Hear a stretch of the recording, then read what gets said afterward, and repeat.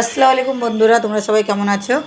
এই যে রাত্রের খাবার এখন সবাই নামালাম।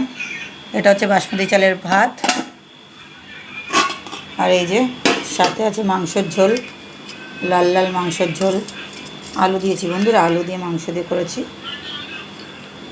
আলুটা দিলে একটু টেস্ট হয় ভালো।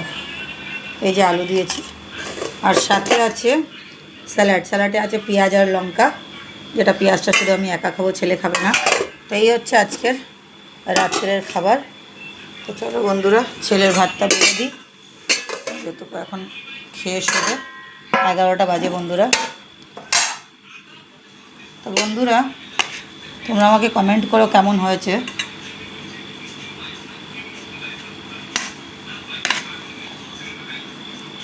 এই যে গরম, ওই জন্য ভাতটাকে ছড়িয়ে দিলাম। তো বন্ধুরা, এই হচ্ছে আজকে রাত্রের খাবার। যদি কিছু ভালো লাগে তাহলে প্লিজ লাইক করো, কমেন্ট করো, শেয়ার করো, আর আমাকে তোমরা ভালোবাসা দিও।